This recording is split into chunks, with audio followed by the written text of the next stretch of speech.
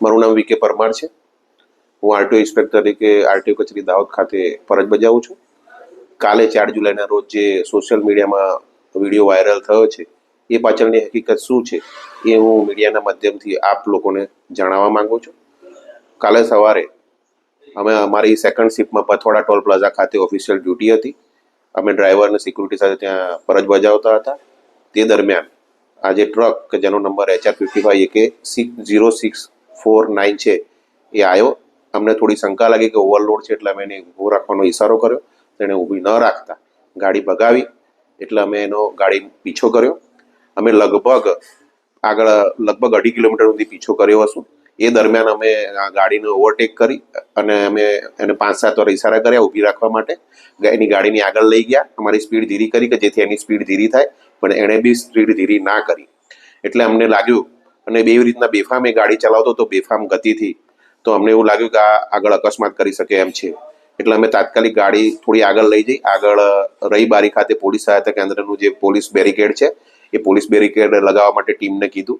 એમણે લગાવ્યું અને અમે એ બેરિકેડ અમને એમ કે આ બેરિકેડના કારણે ગાડી રોકાઈ જશે, પણ એણે ગાડી રોકી નહીં અને બેરિકેડને ઠોકી દીધી અને એ બેરિકેડ ઉછળીને રોડની સાઈડમાં પડ્યું અને એ બેરિકેડને ઠોકાવાના કારણે એને ડાબી સાઈડનું આગળનું ટાયર પંચર પડી ગયું અને એ કારણે એને ઊભો રાખવામાં હું સફળ થયો. મને એવું લાગતું હતું કે જો હું આને ઊભો નહીં રાખું અને આવી જ રીતના આ બેફામ ગતિએ ગાડી ચલાવશે તો આગળ જતા કોઈ બી રાહદારી, બાઇક સવાર, ફોર વ્હીલર વાળા જે નિર્દોષ માણસો છે એને એક્સિડન્ટ કરી શકે છે, એનું ફેટલ કરી શકે છે.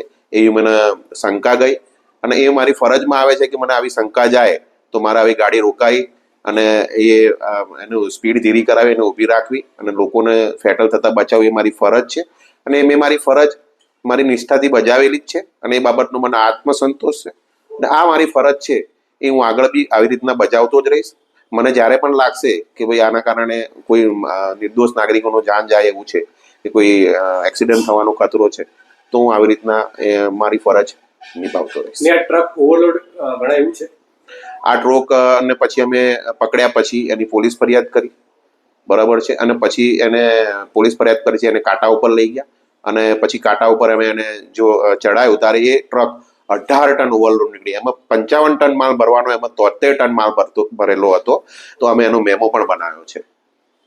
તો તમે જનતાને શું સંદેશ આપવા માંગો છો? હું જનતાને એ જ સંદેશ આપવા માંગુ છું કે તમે જે સોશિયલ મીડિયામાં જે વિડીયો વાયરલ થયો છે એની પાછળની હકીકત જાણો અને મારો ઇન્ટેન્શન જાણો. મારો ઇન્ટેન્શન બહુ સારો હતો કે ભાઈ જો આવી રીતના બેફામ ગતિ ટ્રક ચલાવે છે તો કોઈ નિર્દોષ નાગરિકને ના અડફેટે લે.